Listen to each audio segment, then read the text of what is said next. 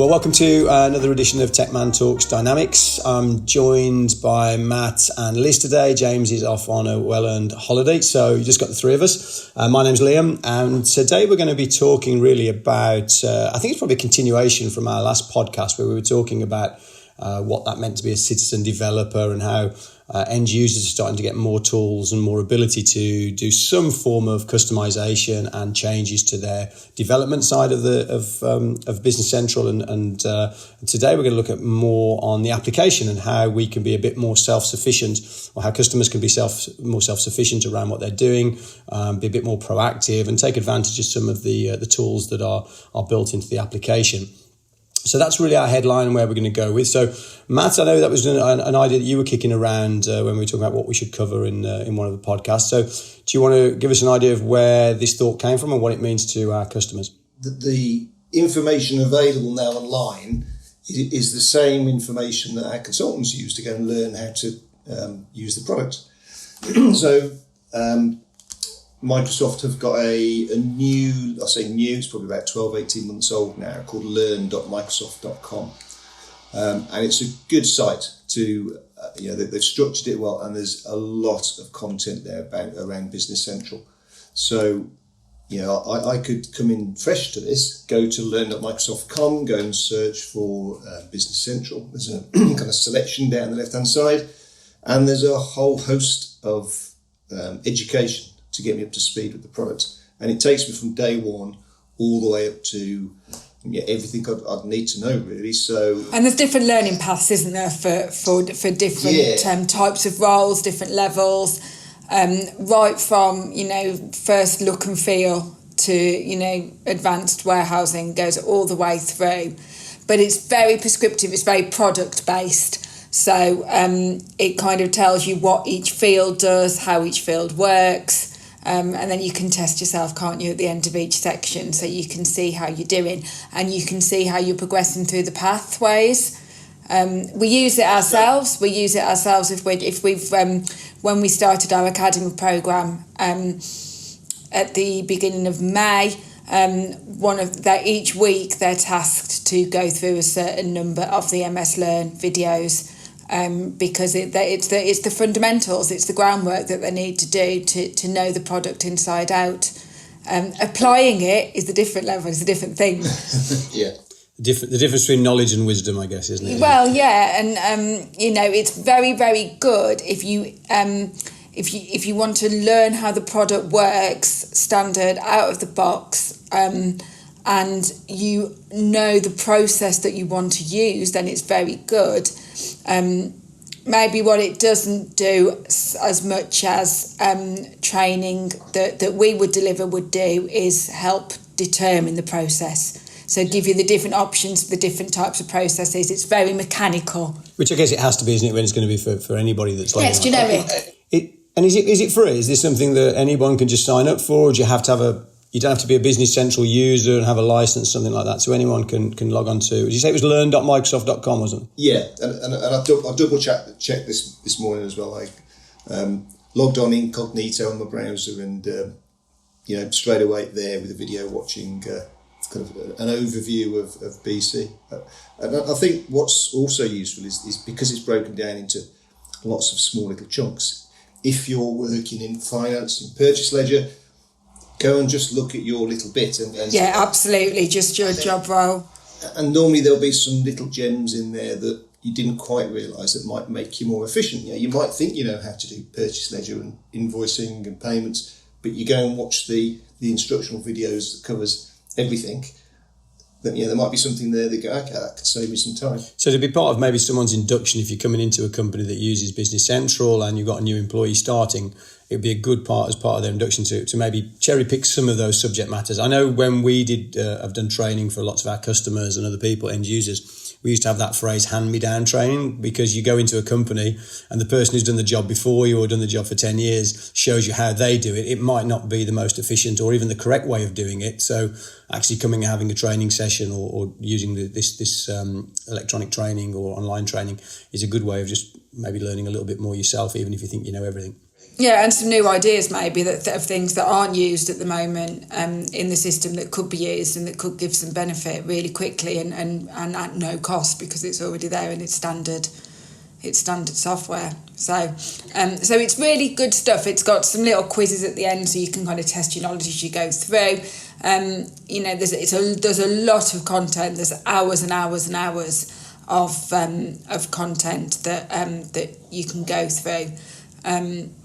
But it will cover lots of areas that maybe aren't required, so it's not tailored to anybody specific. It's just very generic at every single thing in the software. If customers are looking for something where they want to be self-sufficient with their training, but they want it a little bit more targeted, a little bit more relevant to what they do, and a little bit more process driven, then that's where the LMS 365 comes in. So that's our online training offering. So we still can do the classroom based learning, although most of it's not actually in the classroom anymore, most of it is now remote on Teams, but that's obviously scheduled sessions with a trainer. But what we also have now is LMS 365, which is a Teams based learning management software where we can set up courses and enrol your users in courses that they then work through in their own time, and that is much more the Microsoft Learn stuff is very much standard product, very mechanical, this is how it works. Ours probably applies it a little bit more to job roles and to how people would use it and to how we would recommend that processes are completed. So that's a new service that we can now offer. So we can build a course for a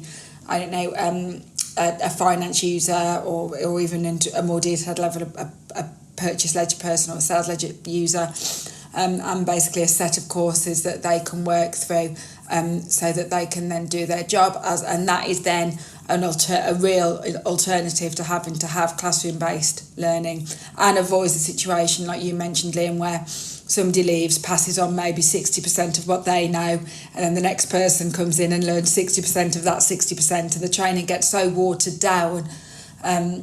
Also as well, bear in mind that if you're on the SaaS platform, your solution's getting updated all the time. So to keep up to date with that, you don't necessarily want to pay for scheduled training every time there's an update, every 6 months or so. The learning management system hopefully will allow us to publish information around what's new as well, and for people to be able to keep up to date. I think we've seen, haven't we, the last probably 4 or 5 years. I know we obviously put an in-house trainer in, and the demand for Georgie's services have just gone through the roof. Training is one of those things, and I think it's probably coincided with, as we've moved away from someone probably doing an upgrade every 3 to 4 years, and that's when they'd retrain all their staff on the new version. It is such a moving target almost, where it's constantly being upgraded on a monthly basis if you're on something like SaaS, that people can't afford to only train their people that infrequently. So you've got 3 options, I guess, from what you just said, Matt. You've got the learn.microsoft.com, which is free and available to anybody, but it's quite product based and it's very prescriptive. You've then got a middle ground, which is where we've put our LMS 365 in, where it's probably a bit more tailored to the processes you said, Liz, that we typically deploy for our customers and in the industries that we probably focus in.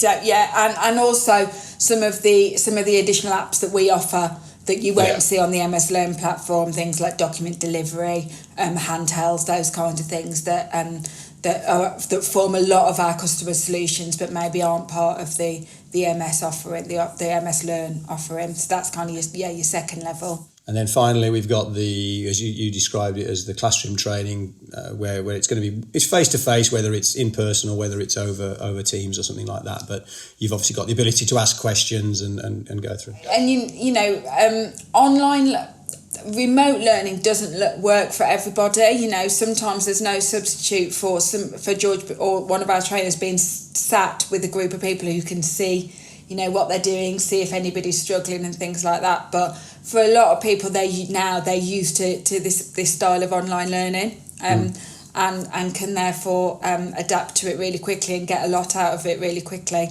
It also means if you've got people who know little bits and don't know other bits, they can fast forward, they can rewind, they can go back and rewatch if they're not sure of anything. And there's another level, I think, as well, past the scripted learning and training courses, which is, I guess, self-discovery and I guess more ad hoc education is around the Dynamics community.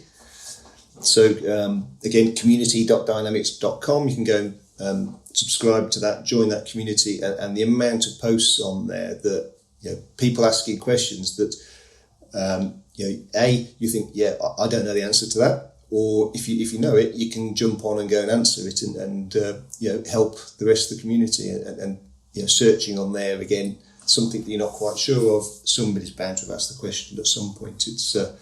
It's constantly being used, so yeah, a lot of good content in there. And is that moderated by anybody, Matt? I'm asking that just as a general question. I don't know. Is that maintained just by the community, or is it Microsoft have any involvement in that? I've not been on that in that. Not area. Microsoft are part of that. Yeah, I mean they provide a lot of answers in there. People jump in and help where they can. I mean, I don't think it's to the point where they're monitoring every question and accepting it or rejecting it. It's not a cheap way to get support. Okay, but I think the community, I mean, we're fortunate, aren't we, that we get to meet a lot of the people that live and breathe Business Central and Dynamics generally, and when we used to be able to go and do the events, you could see the passion that people have for the product. But that community is very vibrant, isn't it? There's a lot of stuff up there. I mean, we try to contribute with things like the podcasts, but there's a lot of stuff in social. I think you were mentioning before we started, Matt, that there's some good Twitter accounts to follow where you get good updates and early visibility of what's probably coming with the product, or people who've got some insight. So who are your top 5 then, Matt? Who are your top 5 to follow? Seeing as I've just admitted that I've never been on Twitter in my whole life, can you now give me my top 5 to follow? Dynamics related, not Donald Trump or somebody, but top 5 people to follow that could give a really good insight into what's going on. I think obviously the first one will be Tecman Tweets, of course. That's got to be the most informative. MS Dyn, so DYN 365BC is probably the main one. That's where most people tend to hashtag that in. And if you follow that, there's constantly posts and questions. That's owned by Microsoft, so they push their stuff out. You've got to put James Crowder in there, surely. I know he's on holiday today, but he's got to get a mention. So that's at James Crowder. You don't want to look at mine. Mine's mainly ramblings about football and everything else, and there's less dynamic stuff. So. I think it depends who you follow. It probably depends what you're after. I think there's probably more of a bias towards the technical development side, but there are application based kind of people out there that also post a lot about just purely the application side of it. But if you follow, if you go kind of follow those hashtags, you'll find the people that come up with the useful information. I might log on this afternoon. I was going to say, of course, the other thing is there's also some education that's kind of and self-service that's growing through our own help desk, isn't there? With our portal and knowledge base as well. Yeah, I think the portal will allow customers not only to log cases, which they could do previously. It allows them to look at their own previous cases. So if actually this has come up before, you can call that information up and see what the resolution was last time. But in addition to that, there's a growing knowledge base which we will use. So when you input the subject matter for your support call, it should bring up articles if there are any related to what you're trying to do, or you can just go and search the knowledge base yourself. So again, it might just give you that answer very, very quickly, rather than having to log call and wait to speak to somebody. It might be that you can be self-sufficient when it comes to that call. So, if you go in and you type in, can't remember how to do my year end, that will link you to a knowledge base article that will help you through that process. Okay, so that's something obviously our customers are starting to take advantage of with the portal. I know we've made some some changes and some improvements, we hope, to that, and I'm sure customers will start to see it as they log on in the coming days and weeks to take more advantage of our support services. Is there anything else that we're offering to customers that will either help them be more self-sufficient, or that we're allowing them to, like, I guess the portal is available 24/7, where our standard support desk isn't currently. Is there anything else that we've got doing in terms of for helping customers to do more with the software?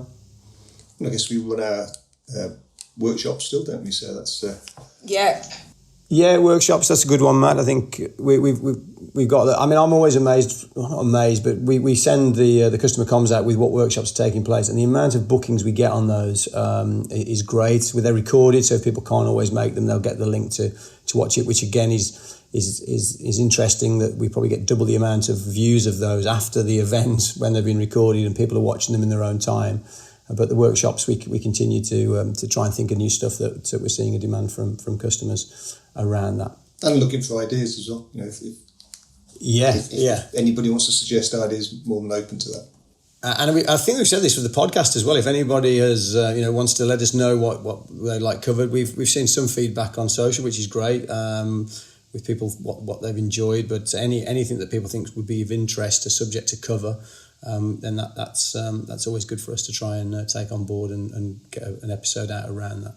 Yeah, and this is we are assuming this is what we are seeing. This is what customers want. Customers want to be more self-sufficient, and they want to be able to get the information themselves and resolve issues themselves, train up their users, and those kind of things. We're getting the feedback that customers want to be more self-sufficient. All of the old-fashioned options are still there. If you want classroom training, if you want to speak to somebody on support, those options are still there. But we believe that people are wanting to become more self-sufficient, to be able to do this kind of thing. Okay. Well, in terms of the episode today, is there anything else everybody wants to cover, or are we comfortable with that we've done everything around what we are offering and what we think we should be advising people as they try and become more able to look after themselves and get more out of their systems by training their staff up? I think so. Yeah, MS Learn, which is probably a tool that very few of our customers know about. LMS 365, and then our standard training courses and workshops that are available as well. Yeah, I suppose we should mention our YouTube channel. There is hundreds of videos there. We've got over 500,000 views of that now, so there must be some good content on if people are watching that amount. So again, that's all free. So there's loads of content of either workshops or seminars. The Sofa Summit and the Summit Up things that we did typically ran about a few minutes up to about 40 minutes long, so where we'll cover a subject. So definitely go and have a look at, just search for Tecman or Technology Management on YouTube, or go to our homepage and you'll find all the links to all our resources on there as well. Okay, well, thanks very much, Matt. Thanks, Liz, for your time this morning. And hopefully everyone who's listening, there's been some use to you. And we look forward to welcoming you back on a next episode in the next month or so. So thank you very much, and we'll see you soon. Thanks. Thank you. Bye.